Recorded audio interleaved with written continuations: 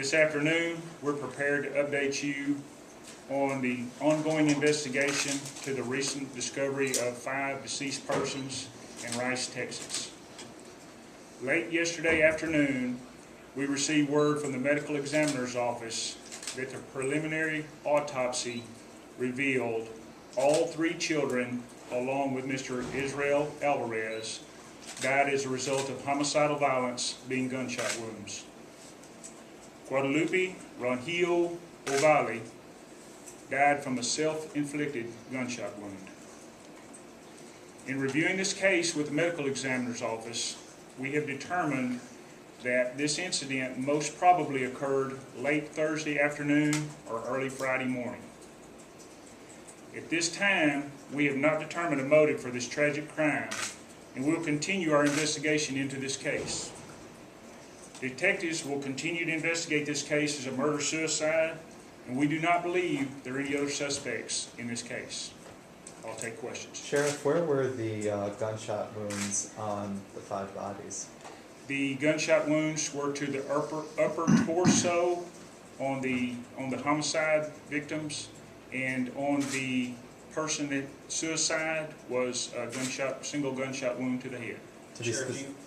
Sheriff, do you feel that it's going to be difficult to find a motive now that your suspect in the case is also deceased? Certainly, we believe that it is going to be difficult to find a motive in this case.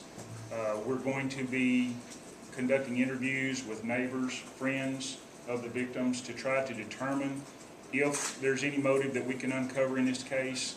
Again, I refer to this as a tragedy, and it's a tragedy for the community, for those families and neighbors, and we need to keep them in our prayers and thoughts every day. What link, if any, have you found between that September 11th shoving incident that led to the 911 call and what happened here?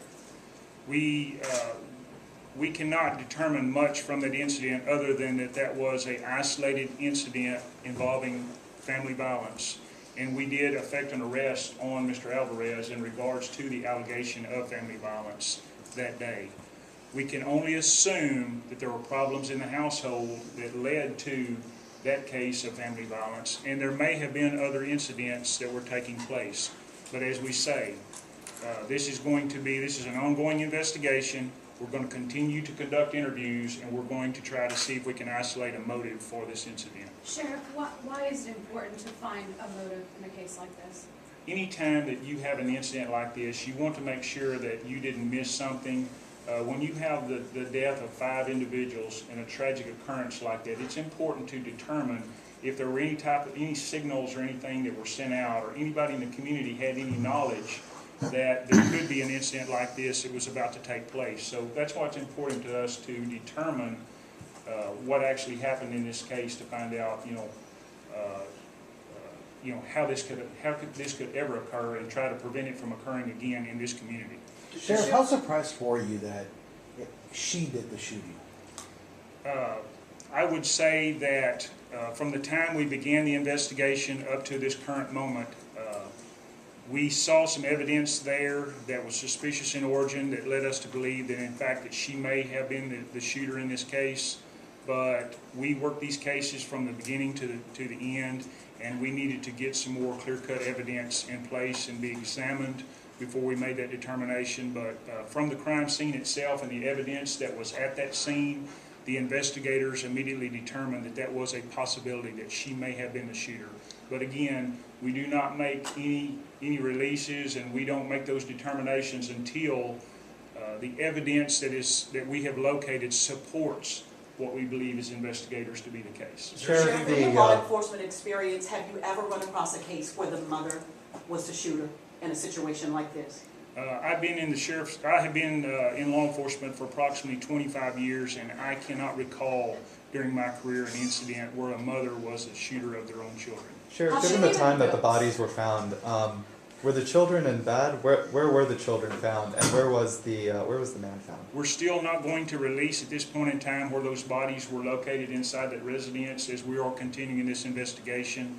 I'm sure when this investigation is completed that we'll be able to answer any question that you have, or it will be documented in regards to where those individuals were located in the residence. Was there any indication if anyone was running away? To go into that house and there are 3 children in there? It's the investigators that are employed by this agency are consummate professionals. They have seen horrific scenes before. Unfortunately, our agency has been involved in in maybe not this type of incident, but in tragic events where small children were victims of homicidal violence. But those investigators, they went in and did a professional job up to this point in time, and they will continue to do a professional job until we have concluded this investigation. Sheriff, was there any indication if any of the victims were running away from the shooter?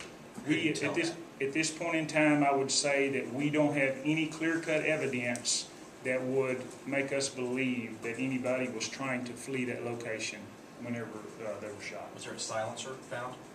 We have not at this point in time uncovered anything like that, any silencer.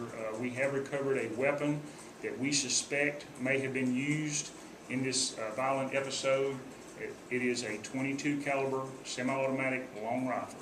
Do you know who the owner of that rifle is? We do not know that at this point in time. As the investigation continues, I feel confident that we'll be able to determine who the owner of that weapon was. Do you know Was where there she any would have kind of gotten? letter or any other clues outside of just the scene itself?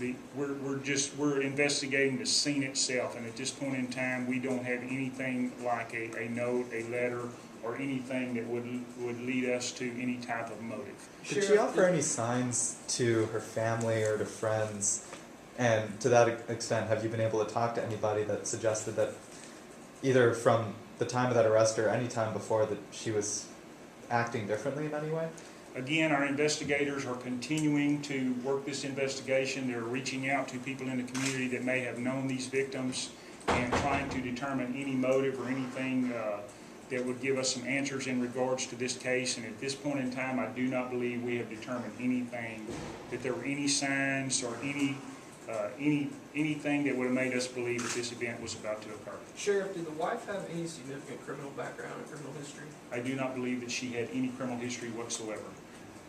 Sheriff, the gunfire in the home, were there a lot of shells or casings spread out, or were there a relatively small number of gunshots fired in this case? Again, I would say the investigation is ongoing, that there were casings that were recovered inside the residence that we believe go hand in hand with the type of weapon that was recovered at the location that we believe was actually used in this act of homicidal violence. Is there Where do you any- go from here? Where does your community go from here?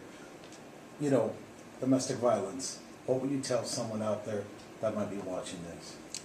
Again, homicide, let me rephrase that. Again, the family violence is a very serious, and it may be one of the most serious crimes that we face as law enforcement officers. And that's why the state of Texas has taken steps to make sure that officers do their job and that we have the appropriate laws in place to effect arrest on individuals, you know, in the event that we have an incident of family violence, up to and including now dating violence. So I believe that the law is pretty clear-cut in regards to what you are to do in these situations. I believe that the sheriff's office here, my officers demonstrated that in answering the call for possible family violence on September the 11th by, in fact, effecting an arrest on Mr. Alvarez for the alleged family violence. What about mental health services? Because that mental health might also play a part in this particular. She was not the one arrested for family violence, he was, and yet you believe that she was the shooter. And so, are there any indications that she sought mental health? Are there avenues to seek help here? We have not had anybody come forward, or we've not talked to anybody that said she had any issues like that. Obviously, we cannot speak on what her mental health may have been, or what might have been going on in her family at the time, or what was going on in her life. Obviously, we would like to know, the answer to questions like that, but unfortunately, I don't believe we'll ever have an opportunity to find out actually, what was going on, what she was thinking. Sheriff, without getting too much into the gory detail, especially since the investigation is ongoing, how many gunshots did each of the 4 people who died of homicidal violence, in your estimation, how many gunshots did those 4 have in their bodies? I believe at the incident there were 2 of the victims had multiple gunshot wounds. 2 of the victims had single guns, and I'm sorry, Two of the victims had multiple gunshot wounds. Two of the victims had single gunshot wounds, and then obviously the person that we believe committed suicide had a single gunshot wound. Which there any ones had the indication- multiple wounds? Due to the ongoing investigation, I don't believe we're going to release at this point in time who had the amount of gunshot wounds. I can say that two of the victims had multiple gunshot wounds, and the other 3 victims had single gunshot wounds. Is there any indication that this happened quickly? Like, We believe that this incident probably occurred very quickly. Sheriff, were the 3 children enrolled in local schools, and if so, did their absence on Friday raise any questions with local school administration? Again, unfortunately, I can't answer that question in regards to whether or not, what the school district's policy is as far as absenteeism and what steps they may take in regards to that.